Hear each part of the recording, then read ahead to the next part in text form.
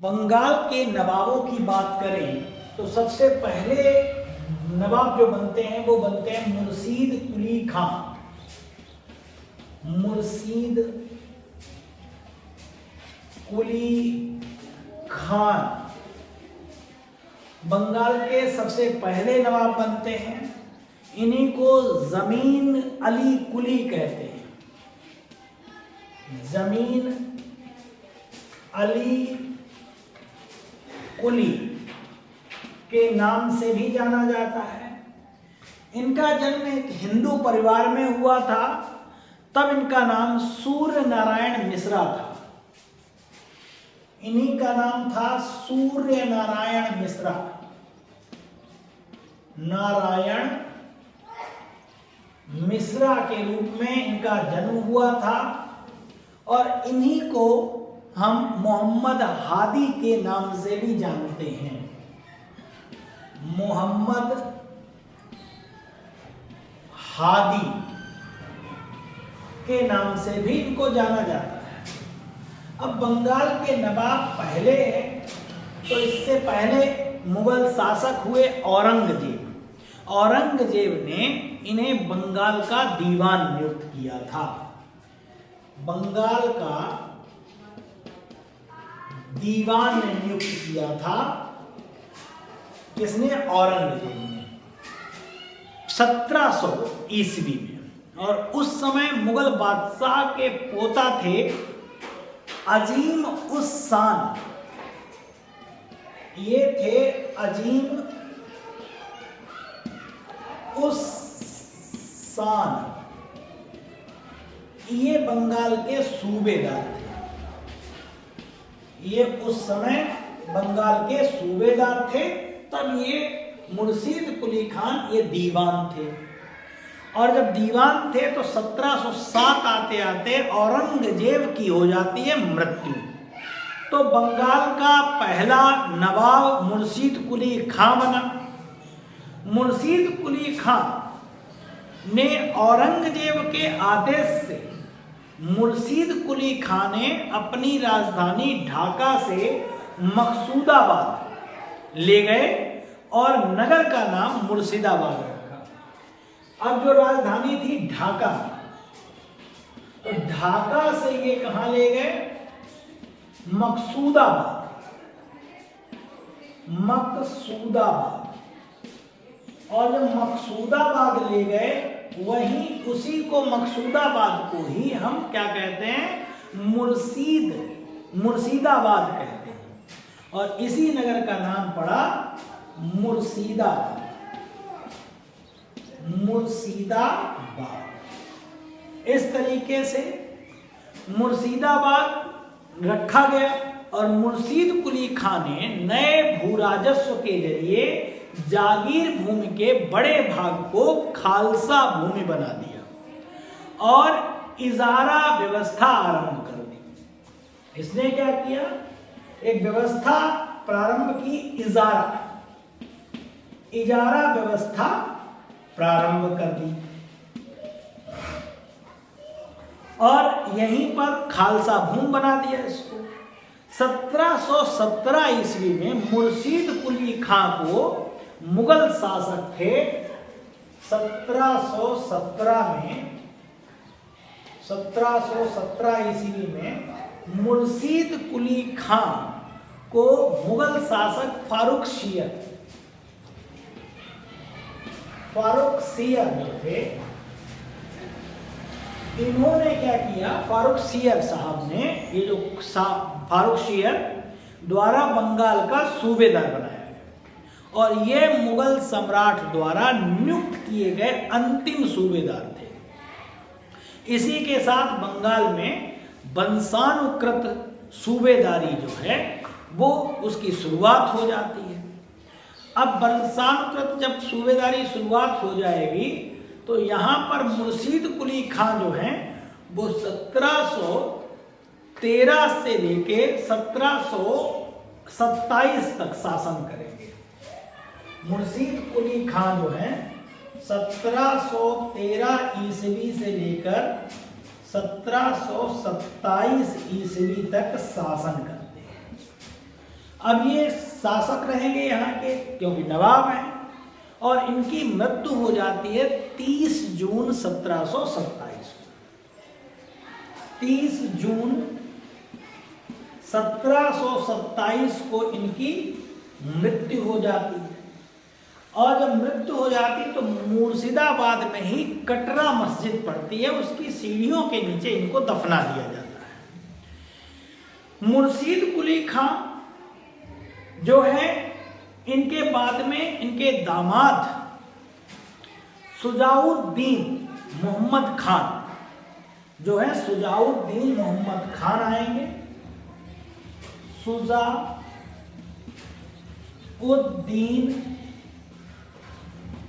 मोहम्मद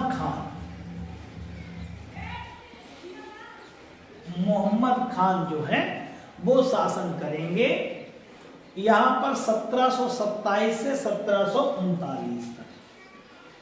1727 ईस्वी से 1739 ईस्वी तक ये शासन करेंगे सुजाउद्दीन।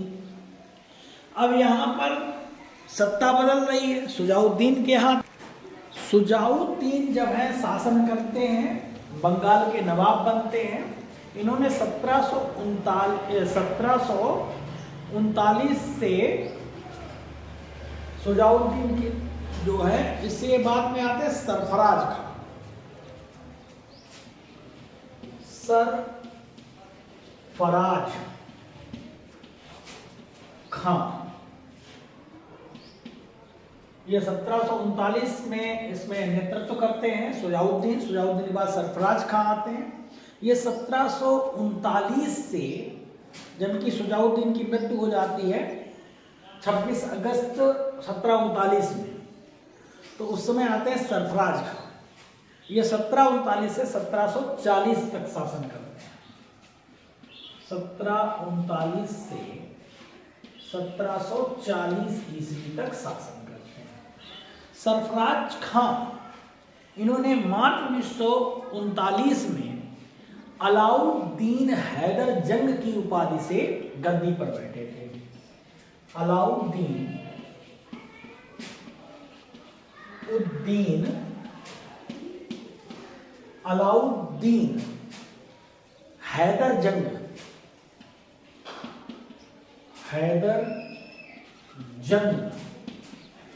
की उपाधि इन्होंने धारण की थी। ये मार्च 1739 में गद्दी पर बैठे थे। मार्च 1739 में बैठे थे गद्दी पर। यहीं पर अली वर्दी खान, अब सरफराज खान के बाद अली वर्दी खान जो है बिहार के नायक सूबेदार थे, ने विद्रोह कर दिया। और जब विद्रोह कर दिया तो इन्होंने हेरिया और गिरिया के युद्ध में सरफराज खान को पराजित कर दिया। ये हैं, इनको कौन पराजित करेंगे? इनको करेंगे अली वर्दी खान। नेक्स्ट सूबेदार वो कह सकते हैं अली वर्दी खान जो है, अली वर्दी खान ये गद्दी पर बैठेंगे और इनको हेरिया और गिरिया के मैदान में, हेरिया गिरिया के मैदान में, युद्ध के मैदान में इनको हरा देते हैं और इनकी कर देते हैं हत्या। तो सरफराज खान की हत्या के बाद अली वर्दी खान बंगाल का नवाब बनते हैं और ये 1740 से 1756 तक नवाब रहते हैं। अली वर्दी खान जो है 1740 से 1756 तक बंगाल के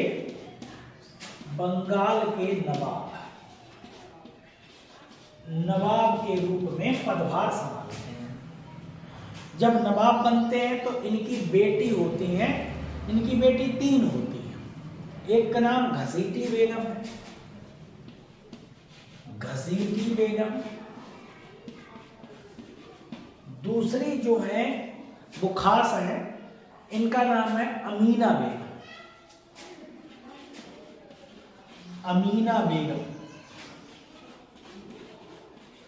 अमीना बेगम जो है, इनको इनको पटना बहुत पसंद था। और माए मुना बेगम, माए मुना बेगम थी, ये 3 बेटियां हुई।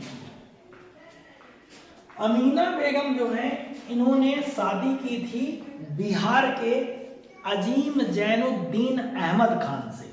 बिहार के नायब थे वो, तो उनसे शादी की थी क्योंकि इनको पटना पसंद था। और पटना जो है बिहार की राजधानी है पर प्रेजेंट टाइम में। तो जैन उद्दीन अहमद खान से शादी होती है, जैन उद्दीन अहमद खान से शादी होती है, अहमद खान। अब जो जैन उद्दीन अहमद खान है और अमीना बेगम के पुत्र होते हैं जिनका नाम है सिराज उद्दौला। सिराज उद्दौला, सिराज उद्दौला इन्हीं दोनों के पुत्र हैं। इसका मतलब अलीवर्दी खान जो है इनके नाना हुए, सिराज उद्दौला के नाना हुए। इन्हीं दोनों के पुत्र हैं सिराज उद्दौला, जिन्होंने 1756 में अपने नाना की मृत्यु के बाद बंगाल के नवाब बनते हैं। कौन बनेंगे? सिराजुद्दौला। अलीवर्दी खान जो है सिराजुद्दौला से बहुत प्यार करते थे, जो कि अमीना बेगम और अजीम जैन उद्दीन अहमद खान के बेटे थे सिराजुद्दौला। ये बनते हैं अलीवर्दी खान के उत्तराधिकारी। और 1756 में अलीवर्दी खान की मृत्यु के उपरांत 1756 में 1756 और 1757 तक क्या करते हैं? शासन करते हैं। अब यहां पर 1756 में ही सिराजुद्दौला ने कासिम बाजार, जो कि अंग्रेजी फैक्ट्री पर कब्जा कर लिया था। अंग्रेजी फैक्ट्री थी, सिराजुद्दौला जैसे ही नवाब बनते हैं तो एक अंग्रेजी फैक्ट्री है, फैक्ट्री जो कि बनी हुई है कासिम बाजार, कासिम बाजार। यहां पर क्या कर देते हैं? वो कब्जा कर लेते हैं। दूसरा काम और किया, कलकत्ता की ओर इन्होंने कूच किया और फोर्ट विलियम पर भी अधिकार कर लिया। फोर्ट विलियम जो किला था, फोर्ट विलियम पर भी अधिकार कर लेते हैं। और जब ये अधिकार कर लेते हैं तो यहां पर क्या होता है कि मीर जाफर सिराजुद्दौला का उत्तराधिकारी था, जिसके कमांडर के रूप में उसने सेवा की। और प्लासी के युद्ध 23 जून 1757 में, अब आता है प्लासी का युद्ध है, जो कि 23 जून 1757 में सिराजुद्दौला को धोखा दे देता है। अब जब धोखा दे देगा तो इसका मतलब सिराजुद्दौला की हार हो जाएगी। रॉबर्ट क्लाइव जो है, अंग्रेजी सेना जो है वो जीत जाएगी। यहां बात आई मीर जाफर की, तो मीर जाफर ने क्या करता है? अब अगला जो नवाब बनेगा वो मीर जाफर बनेगा। मीर जाफर, मीर जाफर क्यों बना? क्योंकि अंग्रेजों का ये पूरा तरीके से पिट्ठू हो गया। और 1757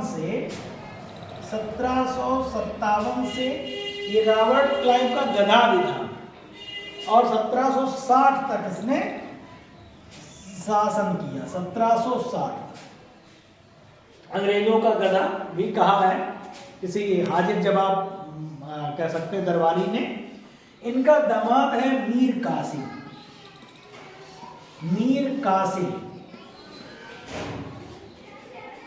अगर अलीवर्दी के बाद कोई हुआ है योग्य नवाब तो मीर कासिम ही हुआ है, जिसने 1760 और 1763 तक शासन किया।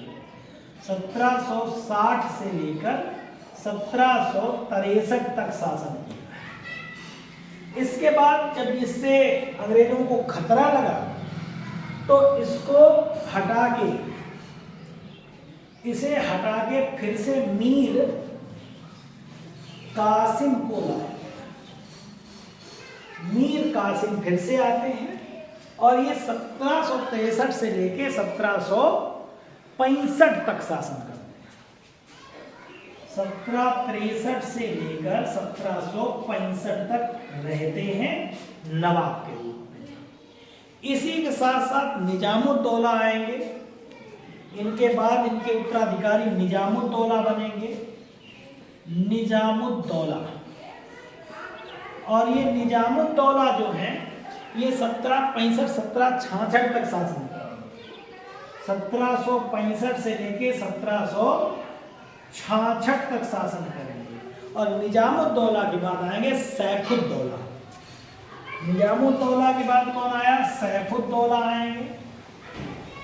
सैफुद्दौला जो है ये शासन करेंगे 1766 से 1770 तक। 1766 से लेके 1770 तक ये शासन करते हैं। इस तरीके से ये क्या है? क्रम है, नवाबों का क्रम है। सैफुद्दौला 1766 से 1770 तक करते हैं। तो एक आते हैं मंसूर अली खान, जो बंगाल के अंतिम नवाब हैं। मंसूर अली खान, मंसूर अली खान, मंसूर अली खान जब आएंगे तो ये 1838 से 1881 तक शासन करेंगे। 1838 से लेकर 1881 तक शासन करते हैं। 1881 ईस्वी तक करेंगे। इसके बाद मंसूर अली खान के सबसे बड़े बेटे थे हसन अली मिर्जा। इन्हीं के बेटे हैं हसन अली मिर्जा। हसन अली मिर्जा ये क्या करेंगे? हसन अली मिर्जा 1881 से लेकर 1906 ईस्वी तक शासन करते हैं। इस तरीके से ये नवाबों का एक क्रम हो गया। तो नवाब जो है पहले मुर्शीद कुली खां, जो कि औरंगजेब ने दीवान घोषित किया। फारूक सियर ने यहाँ का इन्हें सूबेदार बनाया बंगाल का। उसके बाद सुजानुद्दीन आते हैं, सरफराज खां आते हैं। सरफराज खां की हत्या गिरिया के युद्ध मैदान में इनको हरा दिया जाता है। और अली वर्दी खान जो है वो क्या करेंगे? शासन करेंगे। अली वर्दी खान जो है बंगाल के नवाब बनते हैं। इसके बाद इनकी जो बेटियां हैं या बेटी है अमीना बेगम, और दामाद हैं इनके अजीम जैन उद्दीन अहमद खान। इनके बेटे होते हैं सिराजुद्दौला। सिराजुद्दौला जो है इन्होंने क्या किया? जो कासिम बाजार है यहाँ पर क्या करते हैं? कासिम बाजार में 4 जून 1756 को सिराजुद्दौला 4 जून, हम यहाँ लिख देते हैं 4 जून 1756 में इन्होंने इस फैक्ट्री को जीत लिया। जो अंग्रेजी फैक्ट्री थी इस पर आक्रमण किया और अधिकार कर लिया। यहीं पर क्या होता है? 15 जून आते आते फोर्ट विलियम, 15 जून पर फोर्ट विलियम, 15 जून 1757 को फोर्ट विलियम पर कब्जा कर लेते हैं, मतलब घेरा डाल देते हैं। और उसके 5 दिन बाद 20 जून 1756 को फोर्ट विलियम पर अधिकार कर लेते हैं। यहाँ का गवर्नर था गवर्नर ड्रैक, और सेनापति था मिंचिन। ये दोनों भाग जाते हैं यहाँ से और फुल्टा द्वीप पर शरण लेते हैं। यहीं पर एक बताई जाती है ब्लैक होल घटना। कहाँ होती है? फोर्ट विलियम, जो कलकत्ता का फोर्ट विलियम है, किला है, वहीं पर एक कोठरी होती है। तो उसमें जो है 146 अंग्रेज बंदियों को बंद कर दिया जाता है। और ये बताता कौन है? ये ब्लैक होल बताता है। ब्लैक होल घटना है जे जेड हालवेल, जे जेड एक अंग्रेज अधिकारी होता है, जे जेड हालवेल द्वारा ये बताया गया कि इस 20 जून 1756 को या रात में 146 अंग्रेज बंदियों को बंद कर दिया जाता, 18 फुट लंबे और 14 फुट 10 इंच चौड़े कोठरी में बंद कर दिया जाता है, जिसको 23 जून को जब कोठरी खोली गई तो उसमें 23 व्यक्ति मात्र बचे थे, जिंदा बचे थे। इसी घटना को इतिहास में ब्लैक होल के नाम से जाना जाता है, जो कि किससे संबंधित है? सिराजुद्दौला से संबंधित है। तो इस तरीके से मंसूर जो हमने अभी बताया कि जो सिराजुद्दौला है, इसके बाद में मीर जाफर जो कि धोखा दे देता है सिराजुद्दौला को, वो बंगाल का नवाब बनता है 1757 में से और 1760 तक पहला कार्यकाल पूरा करता है। उसका इनका दामाद आ जाता है मीर कासिम, जो कि 1760 से 1763 तक शासन करता है, बंगाल का नवाब बनता है। इसके बाद फिर से मीर जाफर जो है वो आ जाता है। यहाँ मीर जाफर जो है फिर से आ जाएगा मीर जाफर। क्यों? क्योंकि मीर जाफर आने का कारण ये है कि मीर कासिम एक योग्य नवाब था और कह सकते हैं अलीवर्दी खान के बाद सबसे योग्य अगर माना जाता है तो मीर कासिम को माना जाता है। मीर जाफर फिर से बैठेगा 1763 से 1765 ईस्वी तक शासन करेगा, क्योंकि ये अंग्रेजों की कठपुतली है, और जबकि मीर कासिम अंग्रेजों की कठपुतली नहीं बना था, इसलिए उसने शासन मतलब उसको पदच्युत कर। बंगाल के नवाबों में सिराजुद्दौला की बात करें तो यहाँ प्लासी का युद्ध होता है, जो कि 23 जून 1757 को होगा। रॉबर्ट क्लाइव ने मानिक चंद, अब यहाँ पर जब फोर्ट विलियम पर कब्जा हो जाता है तो कलकत्ता में एक सिराजुद्दौला जो है मानिक चंद को यहाँ नियुक्त कर देते हैं। तो मानिक चंद जो है कलकत्ता फोर्ट पर होते हैं। इनको क्या करता है रॉबर्ट क्लाइव जो है ये अंग्रेजी कंपनी का में मुख्य होता है। तो ये क्या करेगा, ये इनको रिश्वत देगा मानिक चंद को। ये 2 जनवरी 1757 को कलकत्ता पर अधिकार कर लेता है। 2 जनवरी 1757 को कलकत्ता पर फिर से अधिकार स्थापित कर लेता है, इनको रिश्वत देकर, लालच देकर। और जब अधिकार कर लेता है तो 9 फरवरी 1757 को एक संधि होती है जिसे बोलते हैं अलीनगर की संधि। अलीनगर की संधि,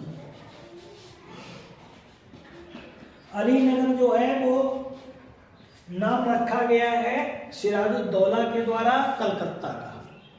तो कलकत्ता की संधि कहें या अलीनगर की संधि कहें, 9 फरवरी 1757 को रॉबर्ट क्लाइव ने अलीनगर की संधि की। अलीनगर की संधि 9 फरवरी 1757 को होती है और यह संधि बंगाल के नवाब सिराजुद्दौला और रॉबर्ट क्लाइव के बीच होती है। और इस संधि के द्वारा कंपनी के क्षेत्राधिकार, विशेषाधिकार पुनः स्थापित हो जाते हैं, दोबारा इनको मिल जाते हैं। कंपनी को अपने अधीन स्थलों को दुर्गीकृत करने एवं सिक्के डालने की अनुमति मिल जाती है। और जब सिक्के डालने की अनुमति मिल जाती है तो ये 18 अगर देरी नहीं करते हैं, फरवरी में जैसे ही संधि होती तो ये 18 अगस्त 1757 को ही अंग्रेज क्या करेंगे, अंग्रेजों ने कलकत्ता में अपनी टकसाल स्थापित कर दी। कलकत्ता में क्या कर दिया इन्होंने अपनी टकसाल स्थापित कर दी। अब ये सिक्के जो हैं छापने लगे, बनाने लगे। तो ये क्या कर देंगे, संधि के तुरंत बाद इन्होंने टकसाल। लेकिन यहाँ संधि के अलावा जो संधि है उसका उल्लंघन भी हुआ। 13 मार्च 1757 को, 13 मार्च 17 फरवरी में संधि हुई और 13 मार्च 1757 को क्या होता है, यहाँ पर रॉबर्ट क्लाइव वाटसन ने फ्रांसीसियों से चंद्रनगर छीन लिया। जब चंद्रनगर छीन लिया, क्योंकि फ्रांसीसी जो हैं वो नवाब के पक्ष में थे, चंद्रनगर जब छीन लिया तो नवाब ने इसे अलीनगर संधि का उल्लंघन माना और परिणाम स्वरूप क्लाइव ने युद्ध की स्थिति को भांप लिया और नवाब के विरुद्ध षड्यंत्र करना शुरू कर दिया। अब षड्यंत्र क्या था? षड्यंत्र ये था कि यहाँ पर प्लासी का युद्ध होगा। इससे पहले नवाब की सेना बड़ी है, क्लाइव की सेना छोटी है, तो इसने उनके जो अमीर थे या बड़े पदों पर आसीन थे उन लोगों से इन्होंने लालच देना शुरू कर दिया। प्लासी का युद्ध होता है 23 जून 1757। 23 जून 1757 को प्लासी का युद्ध हो। 23 जून 1757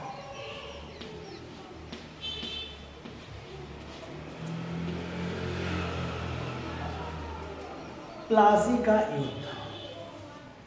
रॉबर्ट क्लाइव की सेना की बात करें, एक तरफ है रॉबर्ट क्लाइव,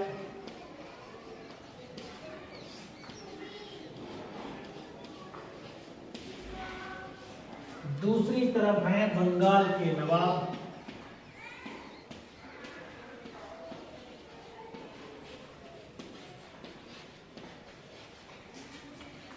सिराज-उद-दौला।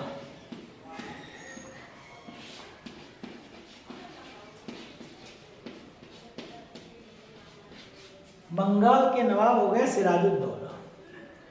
रॉबर्ट क्लाइव की सेना में लगभग 950 जो थे वो यूरोपीय पैदल सेना थी, 100 यूरोपीय तोपची थे, 50 नाविक थे और 2100 भारतीय सैनिक थे। जबकि बंगाल के नवाब सिराज-उद-दौला की सेना लगभग 50,000 की थी। इसमें क्या होता है, युद्ध में मीर जाफर ने नवाब को धोखा दे दिया, अंग्रेज विजयी हो गए। नवाब की ओर से लड़ने वाले मीर मदान थे, एक नाम है मीर मदान, और मीर मदान के साथ साथ में एक थे मोहनलाल और कुछ फ्रांसीसी थे। मोहनलाल और फ्रांसीसी भी थे, फ्रांसीसी भी सेना में शामिल थे। इसमें मीर मदान जो हैं इनकी हो जाती हत्या। मीर जाफर जो हैं ये तो धोखा ही दे देता है, ये मिल जाता है रॉबर्ट क्लाइव से मिला हुआ होता है। मीर मदान क्योंकि सिराज-उद-दौला की तरफ से लड़ रहे हैं, फ्रांसीसी सेना लड़ रही है, मोहनलाल लड़ रही है, लगभग 50,000 की सेना है। तो यहाँ कर क्या होता है कि मीर मदान मारे जाते हैं और युद्ध जो है वो अंग्रेजों के हाथ में की तरफ पहुंच गया। तो नवाब भागकर कहाँ पहुंचते हैं, मुर्शिदाबाद पहुंचते हैं। नवाब भी ये सिराज-उद-दौला भागे और मुर्शिदाबाद पहुंचे, और मुर्शिदाबाद जब पहुंचे यहाँ पर मीर जाफर का बेटा बैठा था मीरन। तो मीरन ने क्या किया, मोहम्मद बेग द्वारा उसकी हत्या करवा दी। इनकी सिराज-उद-दौला की हत्या कर दी उसने मोहम्मद बेग ने। मोहम्मद बेग के द्वारा मीरन जो है उसने हत्या करवा दी। अब जब राजा ही खत्म हो गए तो इसका मतलब प्लासी की जो युद्ध है उसकी, अब मोहम्मद बेग ने सिराज-उद-दौला की हत्या कर दी। मुर्शिदाबाद में मीर जाफर के पुत्र मीरन ने मोहम्मद बेग के द्वारा नवाब सिराज-उद-दौला की हत्या करवा दी। युद्ध के बाद कंपनी को क्या मिला फिर, युद्ध के बाद कंपनी को 24 परगने की जमींदारी मिल गई। जो 24 परगना क्षेत्र है ये बड़ा ही उपजाऊ क्षेत्र है, इसकी जमींदारी मिली और जमींदारी के साथ साथ दो चीजें और मिली। वो क्या मिला? एक तो भेंट उनको मिली, जब जीत गए रॉबर्ट क्लाइव तो 2,34,000 रुपए की भेंट मिली। 2,34,000 रुपए की भेंट।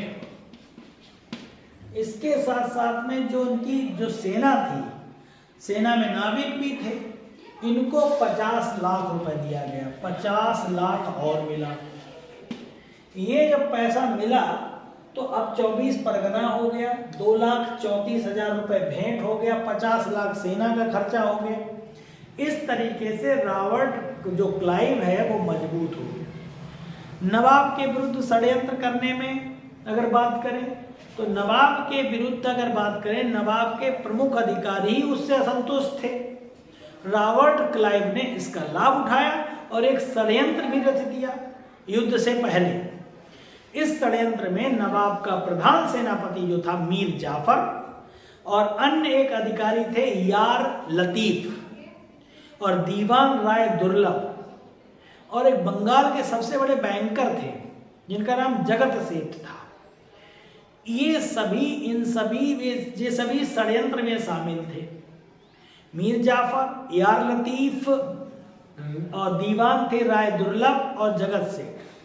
रॉबर्ट क्लाइव ने एक धनी व्यापारी था अमीन चंद के माध्यम से इन लोगों से संपर्क साधा था।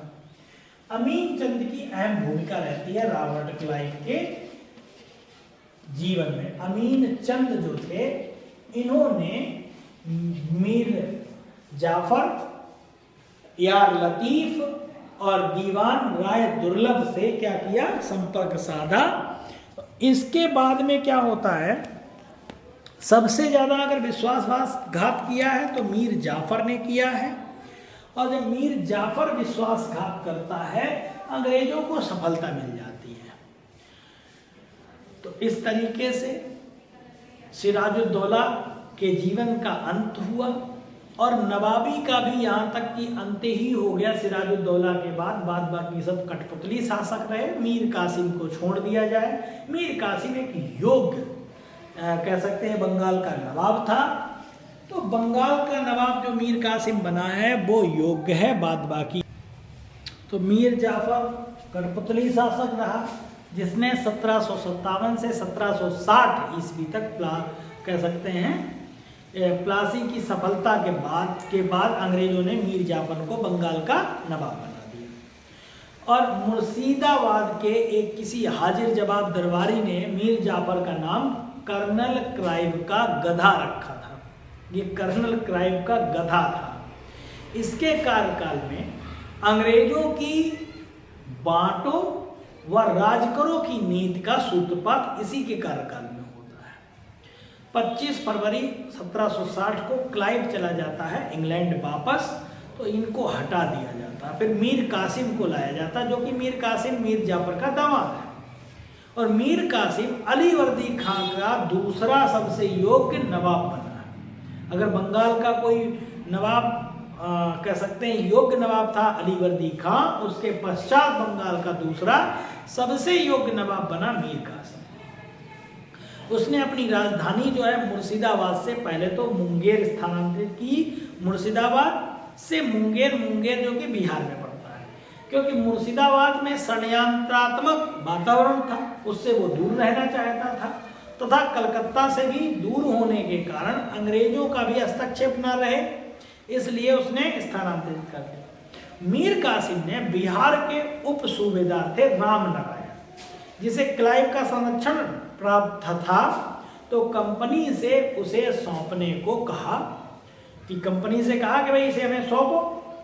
तो यहाँ पर विंस्टार्ट ने रामनारायण को मीर कासिम को सौंप दिया और मीर कासिम ने उसका कर दिया हत्या। तो ये तो कह सकते हैं सत्ता को कैसे संभालना है, कैसे करना है, उसके प्रति बड़ा ही सजग था। और मीर कासिम ने ही क्या किया, पटना व्यापारिक कोठी का, जो पटना की व्यापारिक कोठी थी अंग्रेजों की, तो वो उसका एलिस ने पटना पर आक्रमण कर उस अधिकार कर लिया, परंतु मीर कासिम ने तुरंत ही पटना पर क्या कर लिया, एलिस को पराजित कर दिया।